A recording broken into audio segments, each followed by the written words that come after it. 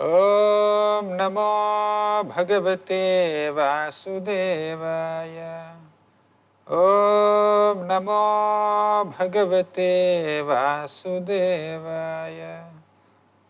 ॐ नमो भगवते वासुदेवाय। Hare Krishna. Welcome to Bhagavad Pravaha online series on the 12th canto of Srimad Bhagavatam. Today is the last episode of the 12th canto, and today is the last episode of the entire Bhagavad Pravaha series also. So we will discuss the last 3 chapters of this last canto of Bhagavatam, and we will conclude the course. In the previous episode, we have seen from 12th canto 6th chapter till the 10th chapter the story of Markandeya Rishi and also the story of Vedic division. So in the 11th chapter, Suta Goswami describes the glories of the Supreme Lord and the vibhutis of the Supreme Lord, and in the 12th chapter, Sukadeva Goswami gives a summary of the entire Srimad Bhagavatam. He very quickly reviews all the main topics of each of the 12 cantos of Srimad Bhagavatam, and in the 13th chapter, he describes the glories of this transcendental scripture Srimad Bhagavatam. So we will discuss these 3 chapters today. In the 11th chapter, Sukadeva Goswami describes the vibhutis of the Supreme Lord, Supreme Mahapurusha. So the Kaustubha gem that the Lord wears on his chest, that represents the pure spirit soul. And the Srivatsa mark manifests the glorious effulgence of that Kaustubha gem. And the flower garland that the Lord wears represents the material energy of the Lord. And the yellow garment that he wears represents the Vedic meters of various shlokas. And the sacred thread that he wears represents the spiritual syllable Omkara. So in this way, all the paraphernalia and the limbs of the Supreme Personality of Godhead represent some sacred things. So in this way, our Suta Goswami describes the vibhutis of the Lord and the various paraphernalia of the Supreme Lord, and later he glorifies the Lord and emphasizes on worshipping that Supreme Lord. So he says in the 25th shloka, Sri Krishna Krishna Sakha Vrishni Rishabhava Nidrak Rajanya Vamsadahana Napavarga Virya Govinda Gopavanita Vrajabhritya Gita Tirthashravaha Shravana Mangala Pahi Bhrityan. Even in the first canto of Srimad Bhagavatam, Queen Kunti offers a similar prayer. Sri Krishna Krishna Sakha Vrishni Rishabhava Nidrak. Sri Krishna means the Supreme Personality of Godhead is all attractive. That's why he is called Sri Krishna. Krishna Sakha. So Krishna's dearest friend Arjuna also is sometimes addressed as Krishna. So Arjuna's another name is Krishna. So Krishna Sakha means Krishna who is the friend of Arjuna, who is also called as Krishna. So Krishna Sakha also refers to Krishna only. So Sri Krishna, Krishna Sakha, Vrishni Rishabha. Vrishni means this dynasty of Vrishnis. Vrishni Rishabha means Krishna is the best of all Vrishnis. So Sri Krishna, Krishna Sakha Vrishni Rishabhavanidrik Rajanya Vamsa Dahana Napavarga Virya means Krishna has unlimited powers by which he can subdue the bad kings.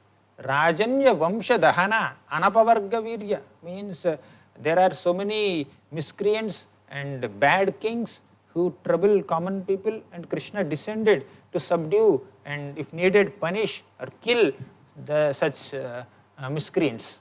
So that's why this word comes. Then Govinda Gopala Vanita Vrajabhritya Gita.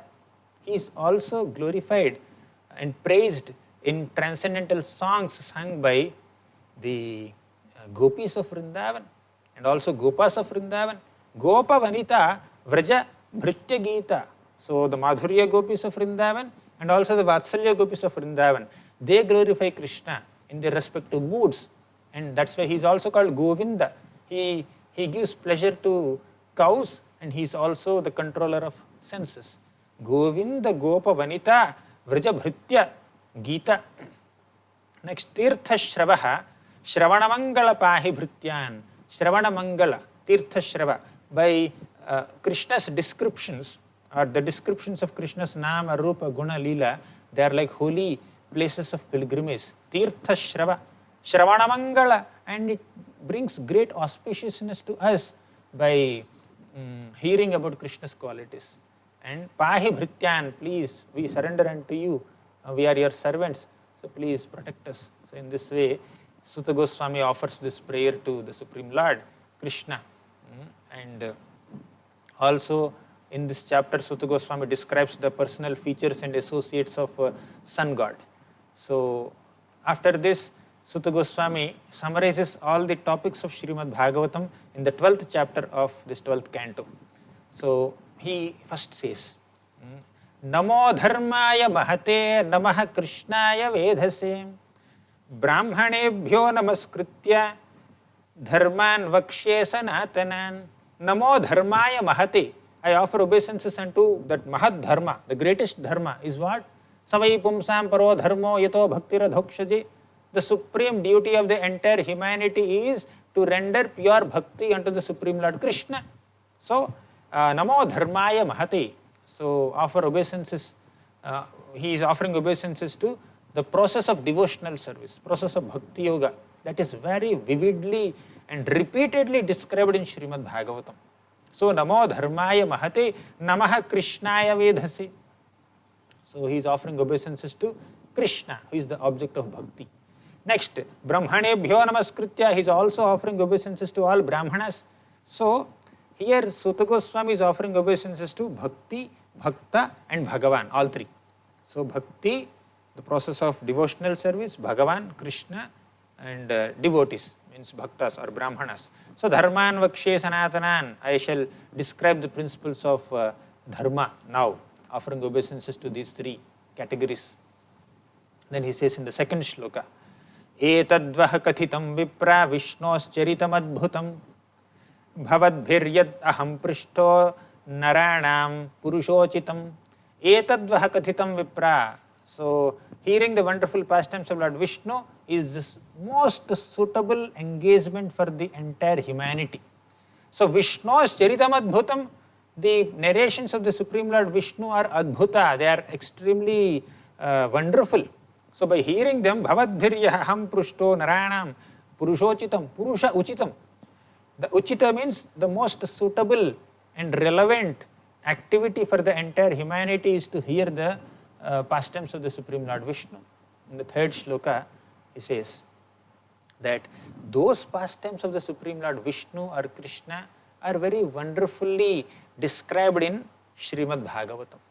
And he describes in the third shloka, Atra Sankirtitaha Sakshat Sarva Papaharo Harihi Narayano Hrishikesho Bhagavan Sattvatam Patihi.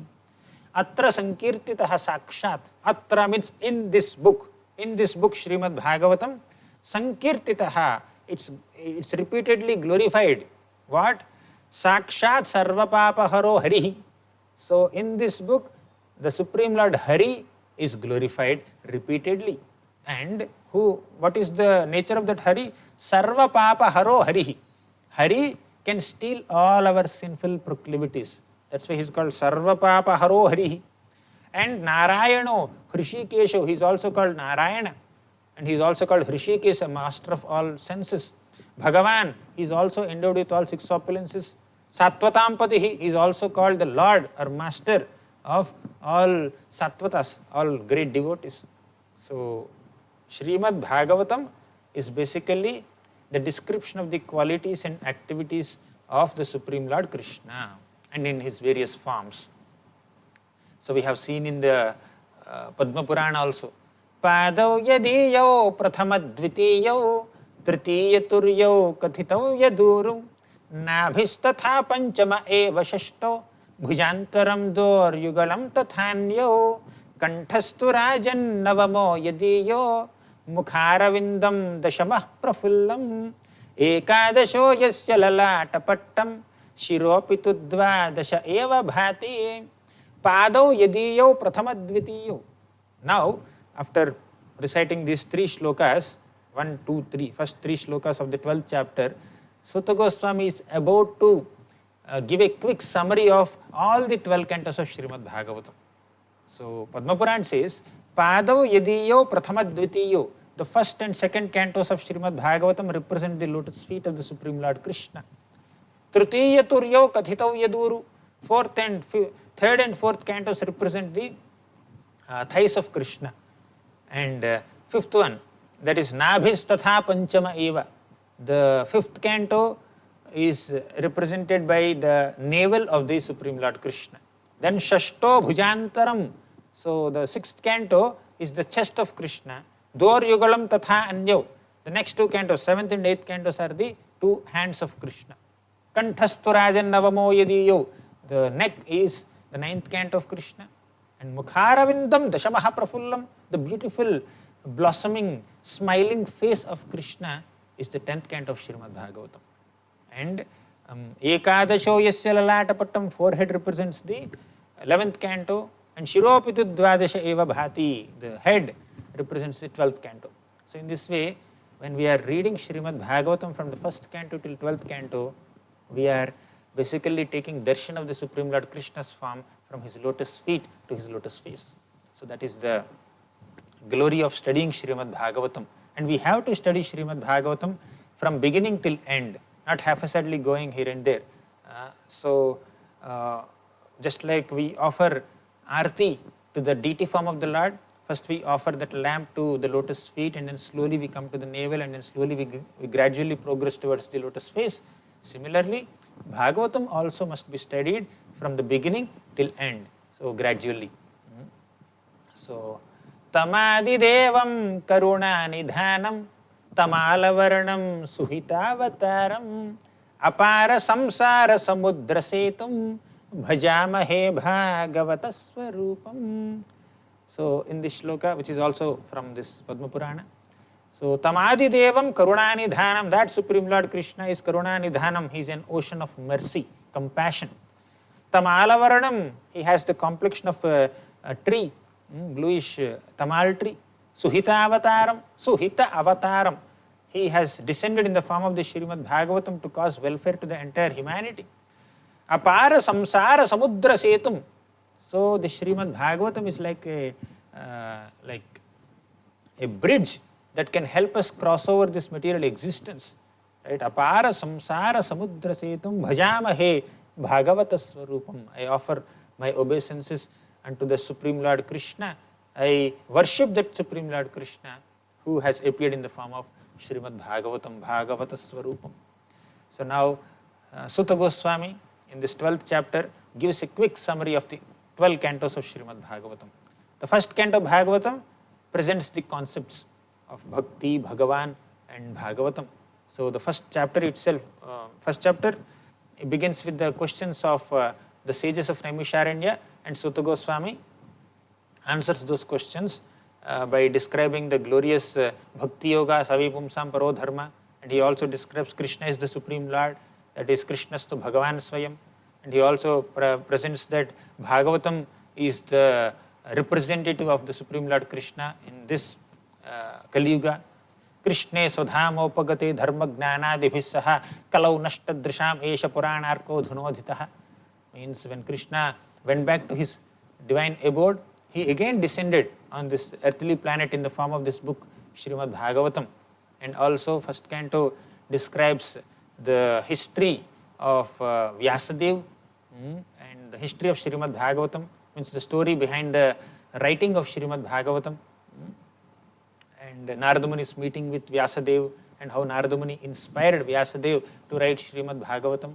And also first canto describes the backstories of Pandavas, then Parikshit Maharaj, then Sukadeva Goswami, the disappearance of the Supreme Lord Krishna, and also Bhagavatam first canto describes the glorious departure of Bhishma Dev, and before that Kunti Maharani's prayers, and we have seen how Dhritarashtra passed away, and later we have seen the departure of Krishna and the retirement of Pandavas, and we have also seen Parikshit Maharaj chastising Kali, and he is being cursed by the son of Shamik Rishi, Shringi. And then Parikshit Maharaj retires from his active life as a king, and he takes the shelter of Sukadeva Goswami and asks him questions. That's how first canto ends. And in the second canto, we have seen a quick description of Ashtanga Yoga. Then we have seen Virat Roop meditation. We have seen Super Soul meditation.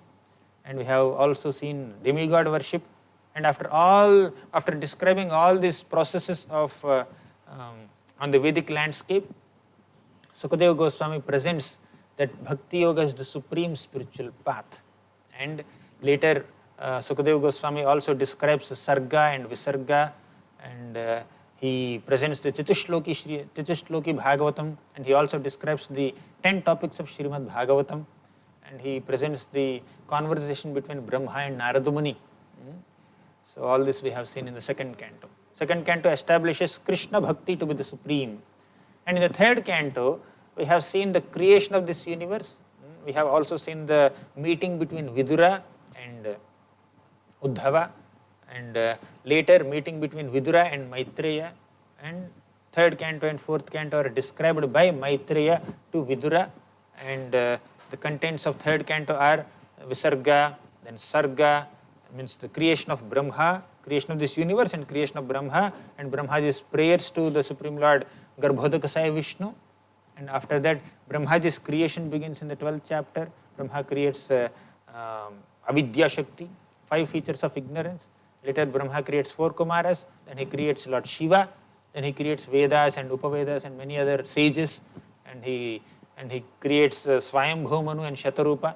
And Swayambhu Manu and Shatarupa had 5 children: Devahuti, Akuti, Prasuti, and Uttanapada and Priyavrata. The dynasties of these 5 children are described from the middle of third canto till the middle of fifth canto. And third canto also describes the Vaikuntha Loka and how Jaya and Vijaya have been cursed by the 4 Kumaras to take birth as demons in this material world. And the third canto also describes the episode of Varahadev's killing Hiranyaksha. And later third canto describes the household life of Devahuti and Kashyapa Muni, Kardama Muni. And later Kardama Muni's perfection is described, and how Kapila enlightens Mother Devahuti, that is also described. Teachings of Lord Kapila is very elaborately described in the third canto, and Devahuti's prayers and perfection are described in the last chapter. So these are the contents of third canto. And in the fourth canto of Srimad Bhagavatam, we in the first 7 chapters we have seen the episode of Daksha, Shiva and Parvati. So Daksha insulted Shiva, the enmity between them grew. Actually, Daksha was envious of Shiva. Shiva was not having such inimical feelings towards Daksha, but there was a misunderstanding, and Sati went to Daksha's house, and then she was insulted. She was not welcomed properly, and then she gave up her body there in Daksha's house, and Shiva sent Veerabhadra to kill Daksha, and Daksha was killed, and later Brahmaji requested Shiva to revive Daksha, and then Shiva revived Daksha. And then Daksha continued his sacrifice, and he begged forgiveness from Lord Shiva also. We have seen that Daksha Yajna episode. And Sati, who left her body, again appeared as Parvati and again married Lord Shiva. So after the episode of Daksha and Shiva, Maitreya Muni describes the episode of Dhruva Maharaj. So Dhruva Maharaj, at the age of 5, he was insulted by his stepmother Surichi, and he was inspired by his mother Suniti, and he was guided by his guru Narada Muni, and he performs worship of the Supreme Lord Vishnu in Madhuvan, and he attains the darshan of Vishnu and receives a lot of benedictions from Vishnu just within 6 months, and then he is established on the throne. And later Dhruva also fights with the Yakshas at Alakapuri, and then Manu gives him good advice to stop that fight, and finally Dhruva Maharaj goes to the spiritual world on a spiritual airplane, and his mother also goes, Suniti. So we have seen that Dhruva episode, glorious Dhruva episode. In the lineage of Dhruva, there are several other kings like Anga Maharaj, then Vena, then Prithu Maharaj. Prithu Maharaj's story is elaborately described in the 4th canto in several chapters. So he's conducting of sacrifices, he's extracting of so many natural resources from Mother Earth, and how he has received teachings from the 4 Kumaras, and how he retired from his active family life. All this we have seen in the 4th canto. And later Maitreya Muni describes the story of Prachetas and Prachena Barhi. Prachena Barhi is the father. He was enlightened by Narada Muni through this allegorical story of Puranjan, and later Prachetas were taught by Lord Shiva. The song is called Rudra Gita. And then they attained the darshan of the Supreme Lord after 10,000 years, and they offered obeisances and they ruled the kingdom for a while, and again they retired and they went back to Godhead. So that we have discussed in the 4th canto. So this is the lineage of Uttanapada. What is described in the 4th canto is the lineage of Uttanapada.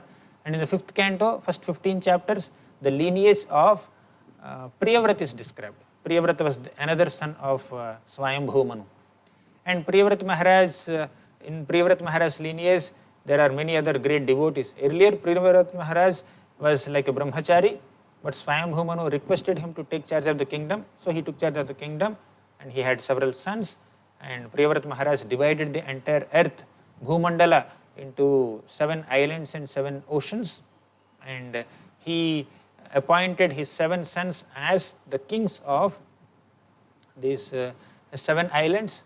And also Priyavrata Maharaj had 3 other sons who became brahmacharis, and he had 3 other sons from another wife.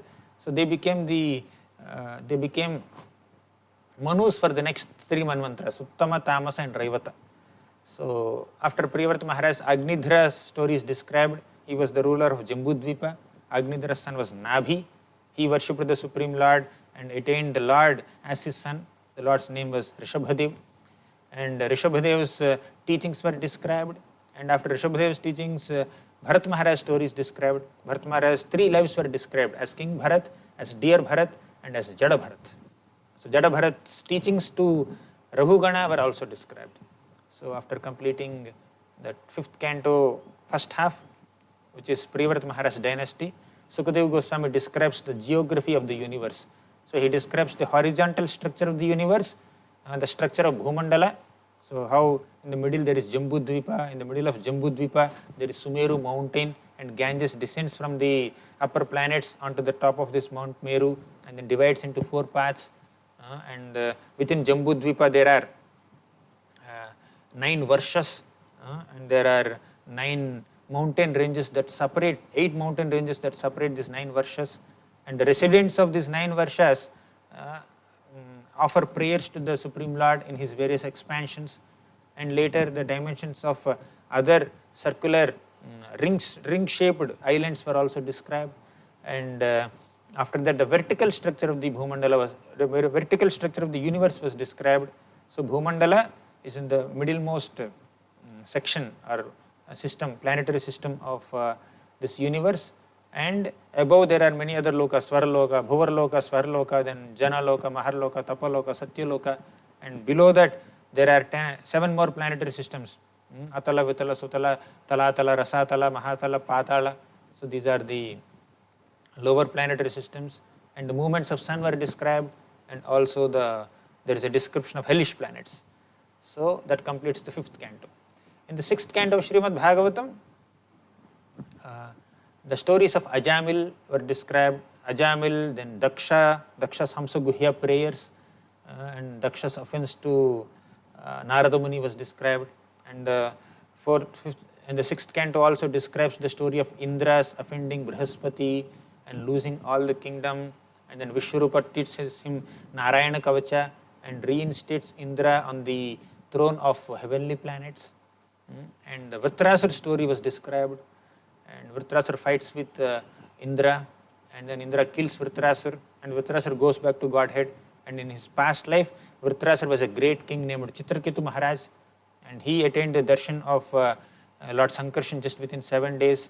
And because he criticized Lord Shiva, he was cursed to become a demon by Mother Parvati, and then he becomes Vritrasura. And in the last 2 chapters of the 6th canto,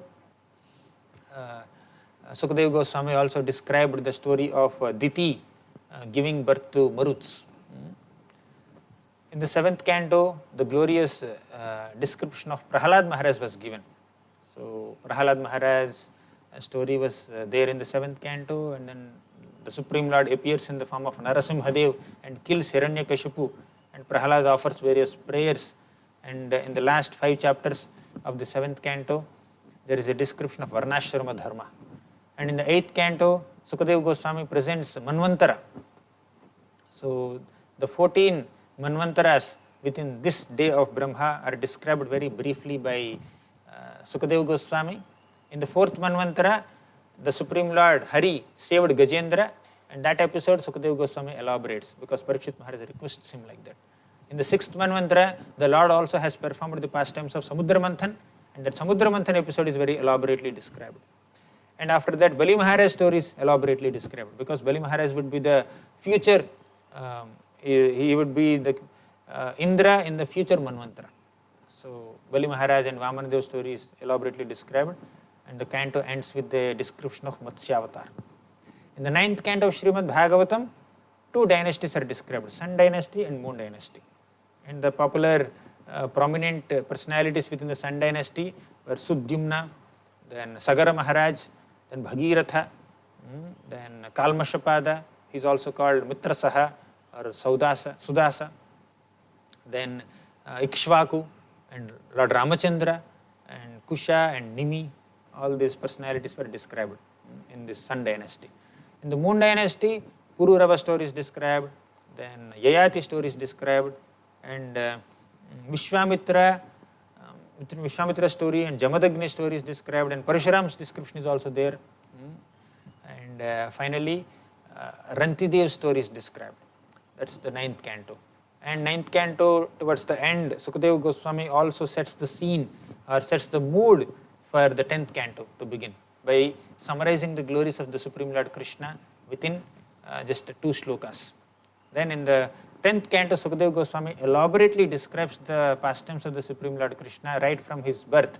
So his birth in Mathura, then his Vrindavan pastimes of killing so many demons and lifting Govardhan, killing Arishtasur, Vyomasur, Vatsasur, Bakasur, then Putana, Shakatasur, and so many other demons, and Brahmavi Mohana Leela, Govardhan Leela, Venu Gita, then Rasa Panchadhyay.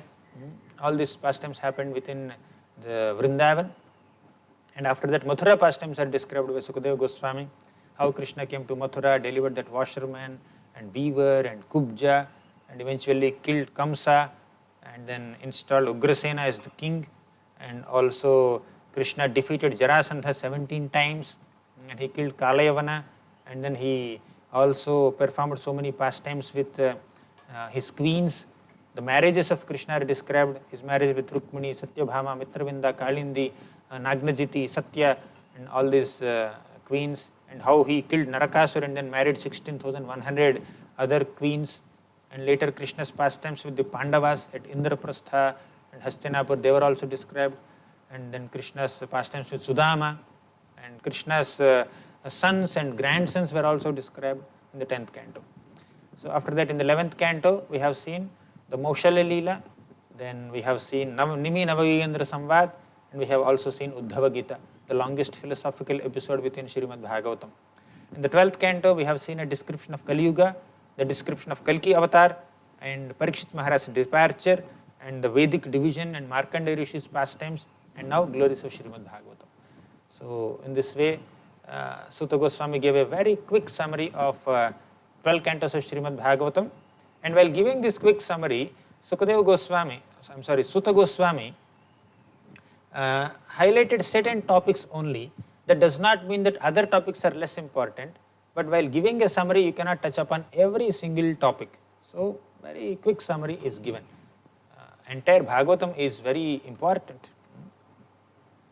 So in the 47th shloka, Sukadeva Goswami says, Suta Goswami says, Patitaha skhalitaha chartaha kshutva va vivasho grinan haraye nama ityucchair muchyate sarva patakat.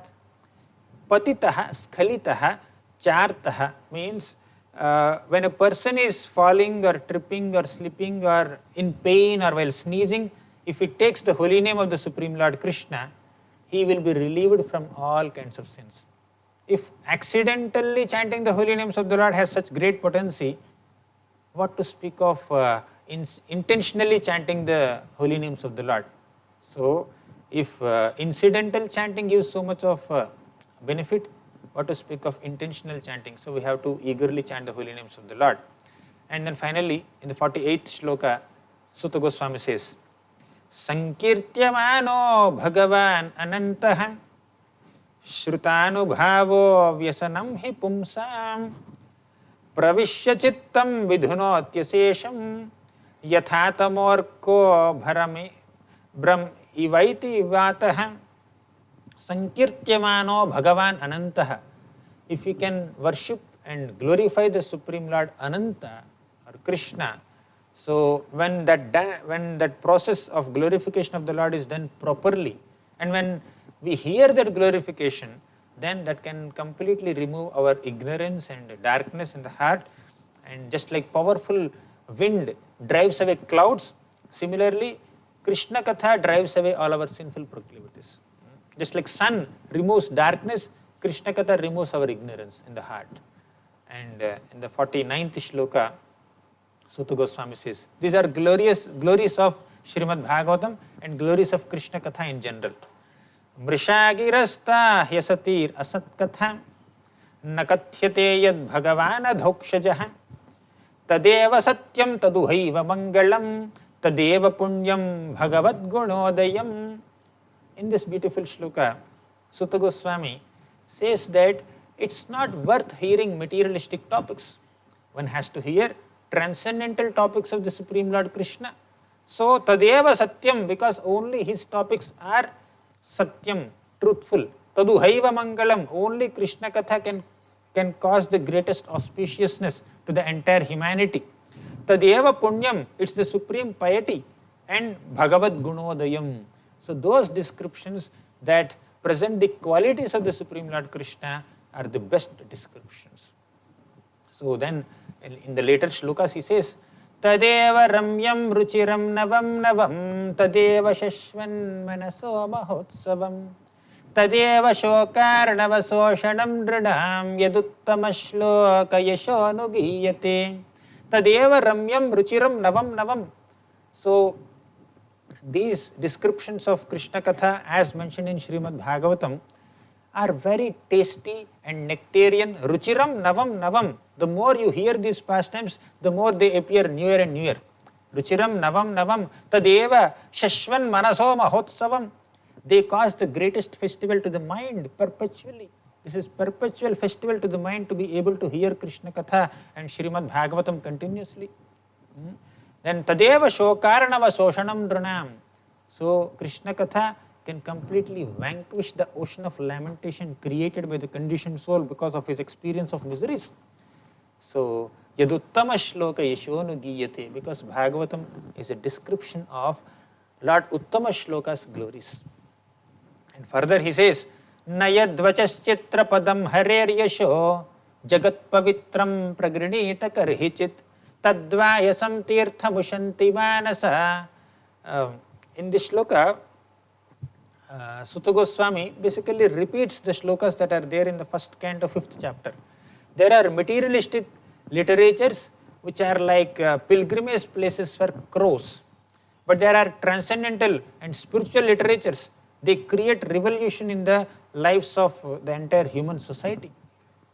Tadvag visargo janata ghaviplavo yasmin pratishlokam abadhavatyapi namanyanantasya yashonkitaniyat yat shrinvanti gayanti grinanti sadhavah. Tadvag visargo janata ghaviplavo. So the description of Krishna's pastimes, Nama, Rupa, Guna, Leela and the whole Srimad Bhagavatam can create revolution in the misdirected civilization of Kali Yuga. Yasmin pratishlokam abadhavatyapi. Although spiritual literatures are not very perfectly composed, there could be some grammatical mistakes, or there may not be very, they may not be having a lot of ornamentation of language, etc. But still, if they are describing Krishna's qualities, they can create revolution in the misdirected civilization of a human society. So, in this chapter, Suta Goswami also repeats another shloka from the 5th chapter.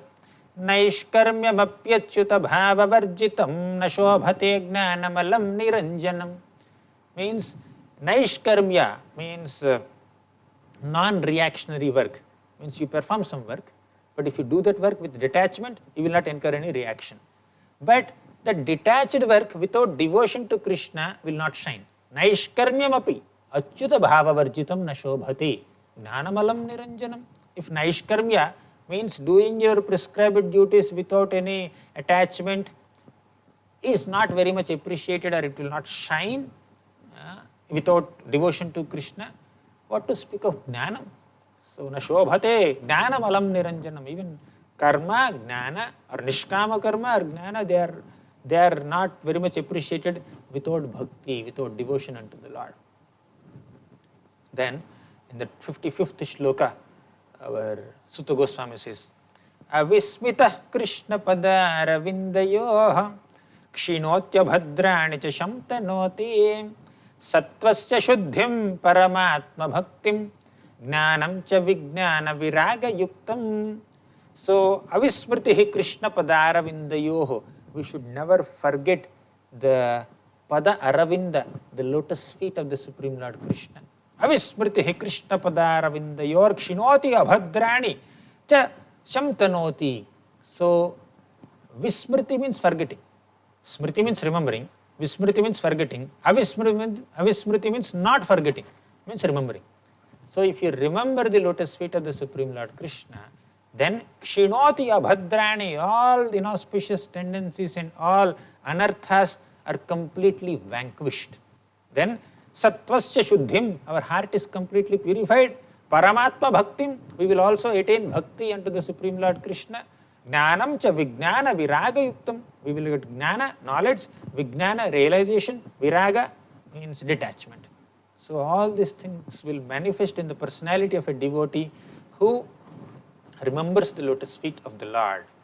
So further, in the 58th to 56th to 58th shlokas, Sutta Goswami glorifies the narration of Srimad Bhagavatam, and he glorifies Shaunakadi rishis also. Etadvaha kathitam vipraha kathaniyoru karmanaha mahatmyam vasudevasya sarva shubhavinashanam. Sukadeva Goswami, Sutta Goswami concludes his narration saying that etadvaha kathitam vipraha, O Brahmanas, O Shaunakadi rishis, in this way I have narrated to you the glorious Srimad Bhagavatam. Kathaniyoru karmanaha. So this Bhagavatam is kathaniya. It's worth describing. Uru karmanaha.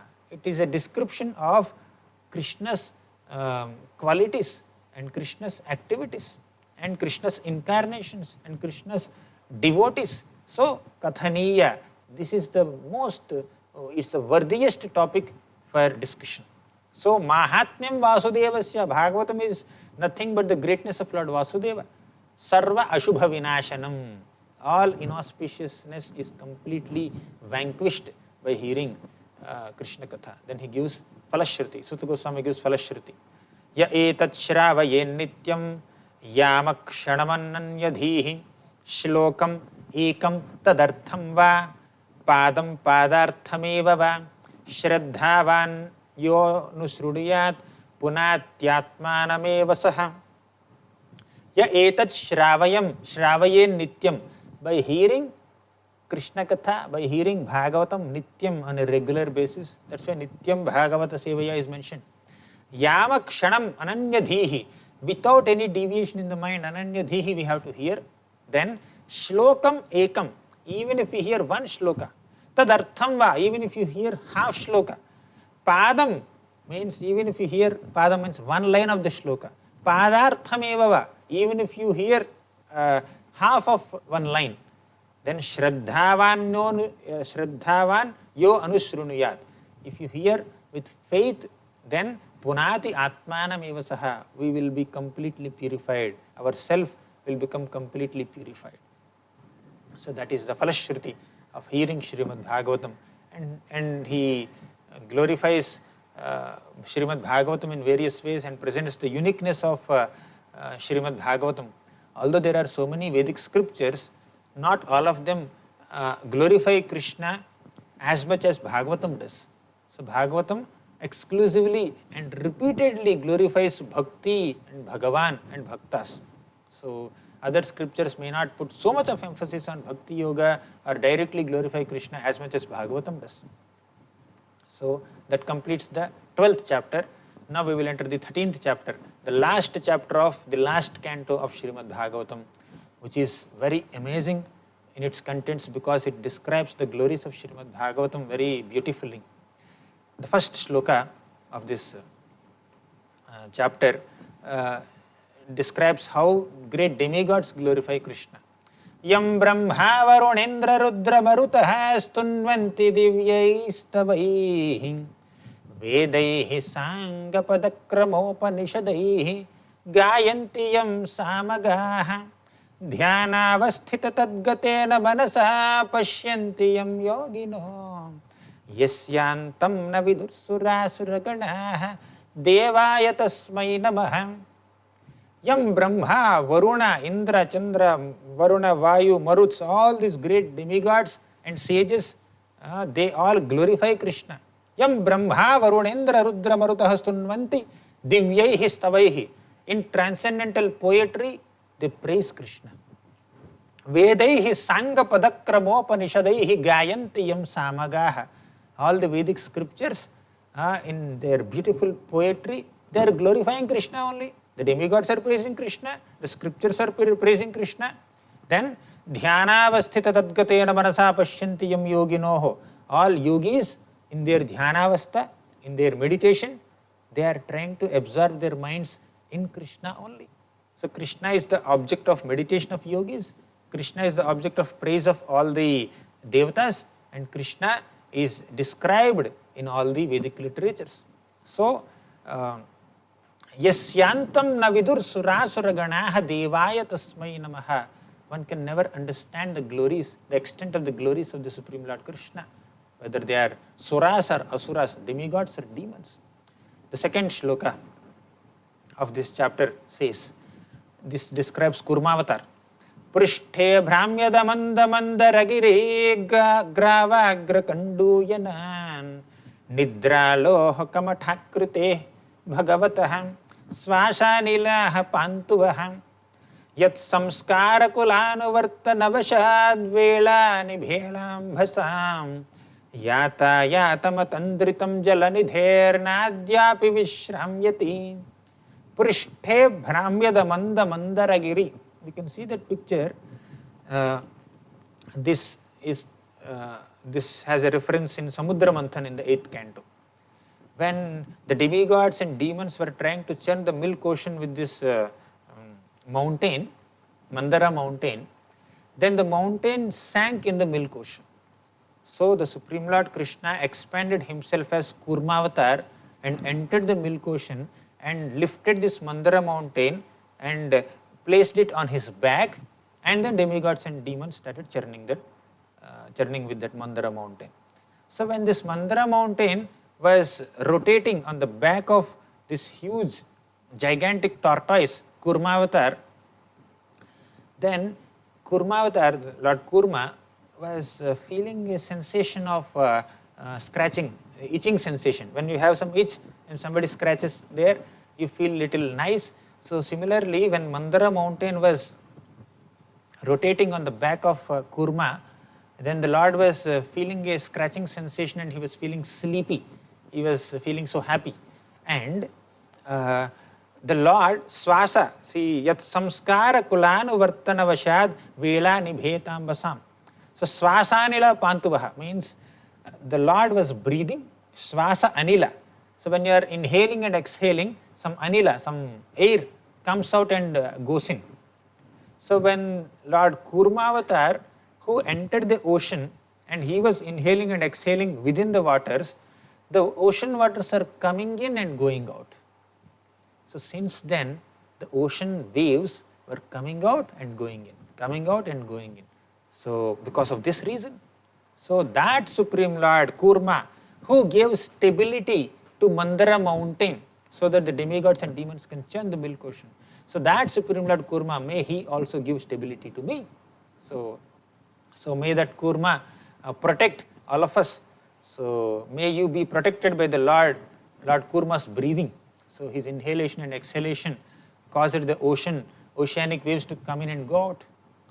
So that is the second shloka. From the third shloka onwards, Sutta Goswami describes the various Puranas. He gives the length of each Purana. Brahma Purana, you can see that list. Brahma Purana has 10,000 shlokas. Padma Purana has 55,000 shlokas. Vishnu Purana has 23,000 shlokas. Shiva Purana 24,000. Bhagavata Purana 18,000 shlokas only. Then Narada Purana 25,000. Markandeya Purana 9,000. Agni Purana 15,000. Bhavishya Purana 14,500. Brahma Vaivarta Purana 18,000 shlokas. Then Linga Purana 11,000. Varaha Purana 24,000. Skanda Purana 81,100. Vamana Purana 10,000. Kurma Purana 17,000. Matsya Purana 14,000 shlokas. Garuda Purana 19,000 shlokas. Brahmanda Purana 12,000 shlokas. So total 400,000 shlokas are there in these great Puranas.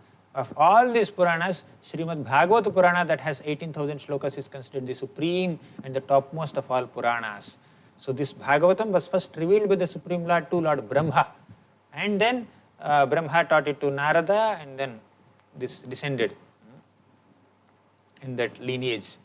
Now in the 11th and 12th shlokas, Suta Goswami says, Adimadhyavasaneshu vairagyakhyana samyutam Harilila katha vrata mritananda amritananda satsuram sarva vedanta saram yat brahmatmaikatva lakshanam vastadvitiyam tannishtham kaivalyaika prayojanam.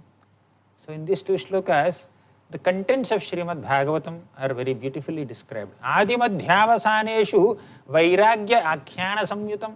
From the beginning till the end and in the middle also, Bhagavatam emphasizes on detachment from this material world and devotion to the Supreme Lord. Hari Leela Kathavrataha.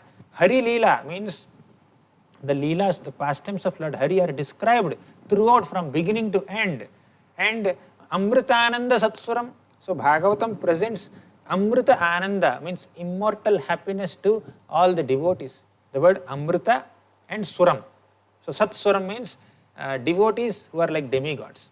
And Amrita Ananda means the bliss is compared to Amrita. So there is a significance in this line. In the Samudra Manthan episode, the Supreme Lord appeared in the form of a very beautiful woman, Mohini Murti, and he took this Amrita, nectar pot, and distributed all that Amrita to Suras, means demigods. And he did not give anything to the demons. Because he knows that these demoniac people don't have the right qualification to drink this nectar. They are already envious and destructive in their nature. So if they become very powerful by drinking this Amrita, they will create destruction, they will create lot of disturbance in this universe. So I should not be giving this nectar to the demons. So she gave, our Mohini Murti gave nectar only to the demigods. Similarly, Bhagavatam is compared to Mohini Murti, and just as Mohini Murti gives nectar only to the demigods, Bhagavatam also reveals its inner meanings to sincere devotees who approach Bhagavatam for the right shelter, in the right mood. Sometimes some readers of Bhagavatam may use Bhagavatam to become popular. Some people may use Bhagavatam and give lectures on Bhagavatam to earn money, and some other people may use Bhagavatam in some other purpose, or some people may just study Bhagavatam in a philosophical or intellectual manner to get updated with more and more information, or to have some arguments with other people just to get more knowledge. But Bhagavatam should be worshipped, and one should take shelter of Srimad Bhagavatam, and one should imbibe the principles of Srimad Bhagavatam and apply them in one's own life. And by studying Bhagavatam, we should get more inspiration to render selfless service to the Supreme Lord and his devotees. And we should develop that Vaishnava qualities as exhibited by all these great souls, like Parikshit Maharaj's humility and tolerance, then Prahlad Maharaj's absorption in Krishna in all kinds of circumstances, Kunti Maharani's dedication to Krishna, then Ambarish Maharaj's dependence on Krishna, then Bhishma Dev's absorption in Krishna. And although several devotees which are mentioned in Srimad Bhagavatam, they underwent a lot of difficulties apparently. They were so absorbed in Krishna, their faith on Krishna did not get slackened. Chitraketu Maharaj, Vritrasur, then Draupadi, Arjuna, Uddhava, and the Vrajavasis and the gopis of Vrindavan. So there are examples of several devotees in Srimad Bhagavatam who who depicted such great examples of devotional service unto Krishna. So we need to take inspiration from them and imbibe, follow in their footsteps and imbibe their mood and try to perform bhakti unto Krishna. That's the purpose of studying Srimad Bhagavatam. And we should also share the message of the Srimad Bhagavatam with other people and inspire them also to become devotees of Krishna. So that should be the attitude in approaching Srimad Bhagavatam. But if somebody studies Srimad Bhagavatam just to become scholar or just to become popular, just to earn name, fame and money, or just to do some research and then and present oneself to be a scholar, so that's not the purpose. The purpose is to develop inspiration to love Krishna and serve Krishna. So Sarva Vedanta Saram Yat Bhagavatam is the essence of all Vedanta, and Brahmaikatva Lakshanam. So devotional service is the essential principle that is emphasized in Srimad Bhagavatam repeatedly. Exclusive devotional service. If one gifts this Srimad Bhagavatam on Bhadra Purnima or places Bhagavatam on a golden throne, one can attain a transcendental destination as promised in the 13th shloka. In the 14th shloka, Rajante tavadanyani puranani satam gane yavad bhagavatam naiva shruyate amritasagaram. Rajante tavadanyani. The other scriptures or other Puranas shine only till Bhagavatam enters that arena. So other Puranas shine forth only as long as the great ocean of nectar Bhagavatam is not heard. So once one hears Srimad Bhagavatam, then when we understand, oh, other Puranas are not as great as Srimad Bhagavatam, one will understand that. So next, because Vyasadeva has written so many other Puranas and various other scriptures, but he was not satisfied. But when he wrote Srimad Bhagavatam, he was completely satisfied. Bhagavatam is such a book that gave complete satisfaction to its author. So this is author's recommendation to study Srimad Bhagavatam.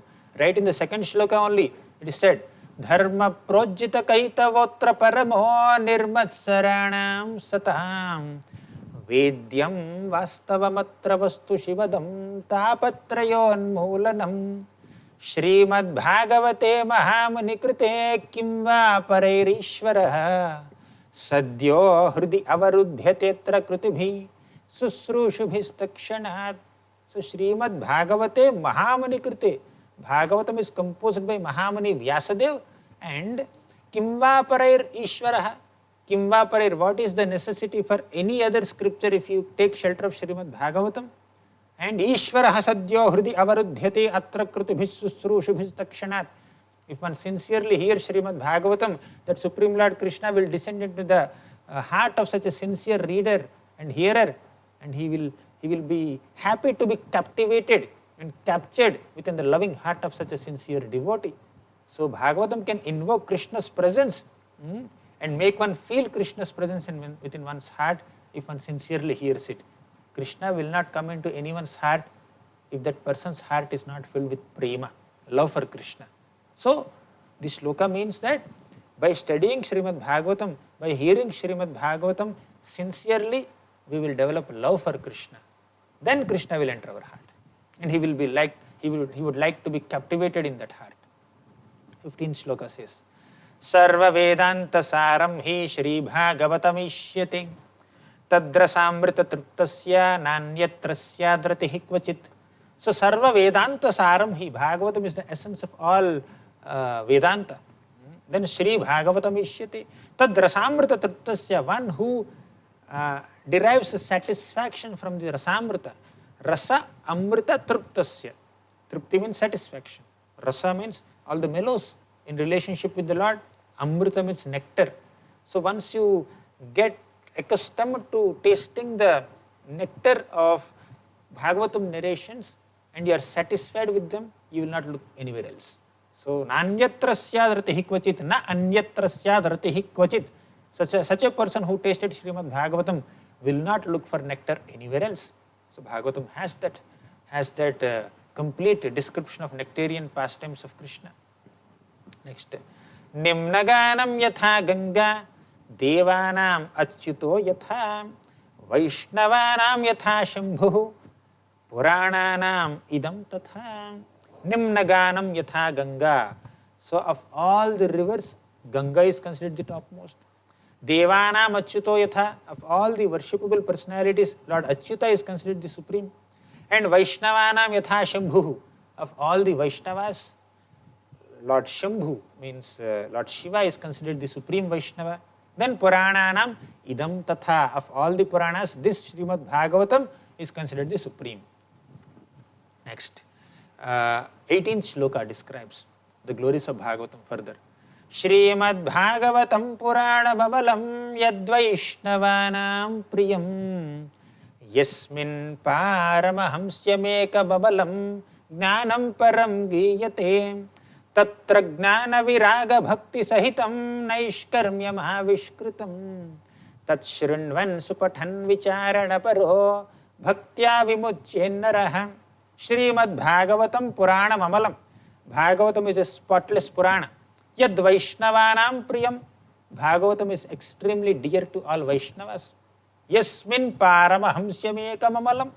Means this Bhagavatam is understandable by great Paramahamsas. Gnanam Param Giyate.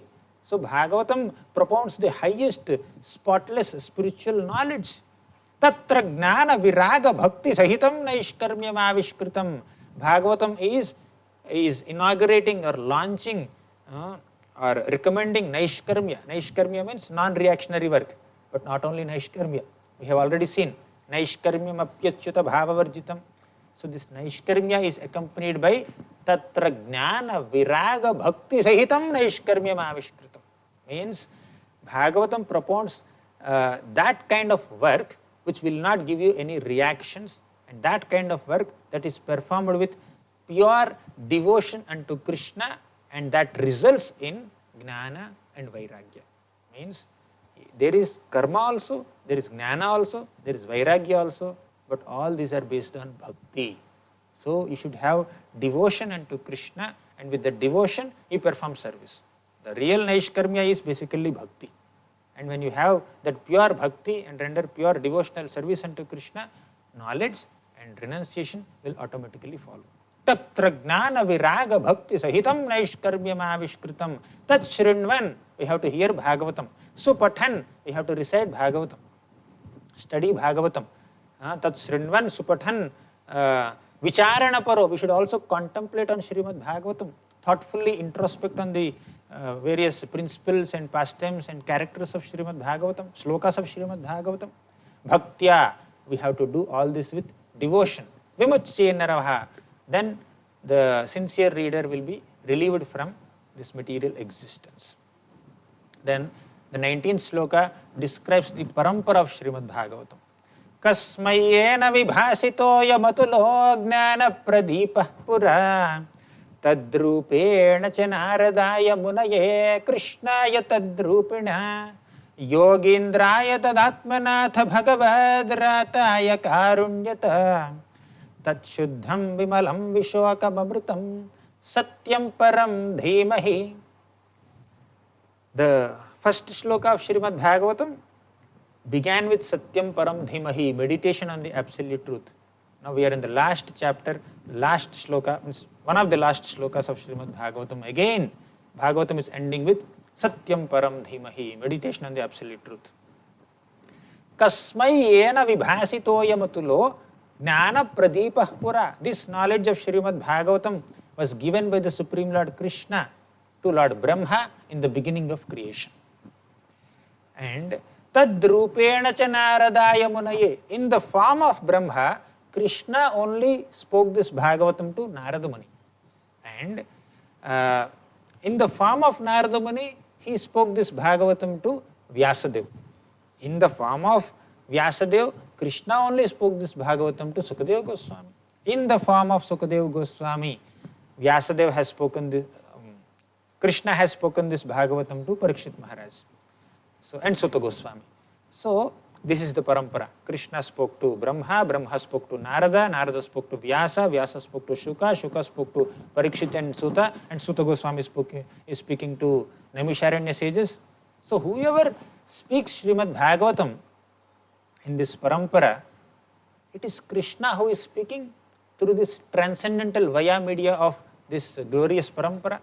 So whether Krishna speaks or Brahma speaks or Narada speaks or Vyasa speaks or Sukadeva Goswami speaks or Suta Goswami speaks, it is Krishna who is speaking through this transcendental parampara, this transparent parampara. So the transcendental teachings of Krishna are transparently transmitted by this parampara for our transformation to mitigate our tribulations. So when the transparency in these teachings are maintained, then there is transformation. If somebody is concocting something and presenting, then he is not exactly representing the parampara. If one is as it is presenting the essence of the teachings of Srimad Bhagavatam as descending in this parampara, then his words are as good as Krishna's words. So that's why this sloka repeatedly says that in the form of Vyasadeva he spoke to Sukadeva Goswami. In the form of Narada Muni he spoke to Vyasadeva. In the form of Brahma he spoke to Narada Muni. Basically Krishna is speaking through this parampara. So tat shrunvan supathan vicharana paro bhaktya vimuchye naraha. And one needs to study Bhagavatam and contemplate on Srimad Bhagavatam. So then finally the last shloka says, Nama sankirtanam yasya sarva papa pranashanam pranamo dukkha shabanam namami harim tam namami harim param. So Nama sankirtanam yasya, if one performs Nama sankirtan of Krishna, means chanting the holy names of the Supreme Lord Krishna, sarva papa pranashanam, all the papas, all the sinful reactions and sinful proclivities are completely destroyed. We have seen in the episode of Ajamil. So pranamo dukkha shamanam, just by offering pranams or offering obeisances unto Krishna, dukkha shamanam, all our distress is destroyed. Tam namami harim param, I offer my obeisances unto that Supreme Lord Hari, whose sankirtan can completely purify us. So in this way, Suta Goswami concluded his narration of Srimad Bhagavatam to the sages of Naimisharanya, and we will conclude our series of Bhagavata Pravaha, which we have been discussing in the last 70 episodes. Today is the last episode. So thank you all very much for your wonderful participation in this Bhagavata Pravaha series. So discussing Krishna's glories is the most exciting and most worthy engagement for the entire humanity. As the shloka says, Vyamoha prashamaushadham munimano vritti pravrityaushadham daityendrartika raushadham tribhuvane sanjeevanaikaushadham bhaktatyanta hitaushadham bhavabhaya pradhamsanaikaushadham shreyah praptika raushadham pibamana Sri Krishna divyaushadham. So the glories of the Supreme Lord Krishna are considered to be Divya Aushadha, very transcendental medicine for the disease of this material existence. Vyamoha prashamaushadham. So all the illusions are completely dispelled by taking this medicine of Krishna Katha. Munimano vritti pravrityaushadham. This aushadha, this medicine of Krishna Katha can inspire thoughtful people also to make bhakti as their occupation, bhakti as their duty. Munimano vritti pravrityaushadham daityendrartika raushadham tribhuvane sanjeevanaikaushadham. So taking shelter of Krishna Katha can dispel all enemies and subdue all demoniac people and demoniac tendencies, and it acts like Sanjeevani mantra that can revive unconscious people. Basically, till we come to the process of rendering pure devotional service, our senses are not actually activated. We need the Sanjeevani mantra of Krishna Katha and Srimad Bhagavatam to awaken our spiritual senses, to engage them in their actual purpose, in the right utility. So, Munimano vritti pravrityaushadham daityendrartika raushadham tribhuvane sanjeevanaikaushadham bhakta atyanta hitaushadham. Bhakta atyanta hitaushadham. this medicine of Krishna Katha can cause the greatest benefit to all the devotees of Krishna. So in this way, Krishna Katha is glorified. Bhaktatyanta hitaushadham bhava bhaya pradhamsanaikaushadham. Means Krishna Katha can completely vanquish all the fears of material existence. Shreyaha praptika raushadham pibamana Sri Krishna divyaushadham. If you desire highest auspiciousness in your life, pibamanaha, oh mind, oh material mind, oh distracted mind, please drink the nectar of Krishna Katha. Please drink the aushadha, medicine of Krishna Katha, and cure your material disease. So it's our great fortune to have access to this Srimad Bhagavatam knowledge in the form of Srila Prabhupada's commentary. So we are very grateful to all the acharyas and especially Srila Prabhupada who has presented this Srimad Bhagavatam in English language and give access to the whole world to take advantage of this divine message of Bhakti Yoga as presented in Srimad Bhagavatam. So I conclude this whole Bhagavata Pravaha series. I thank all of you for your wonderful participation and I seek blessings from all the devotees who are participating in this course, and we will conclude here. Thank you all very much. ग्रंथराज Shrimad Bhagavatam की जय, श्रील प्रभुपाद की जय. हरे कृष्ण.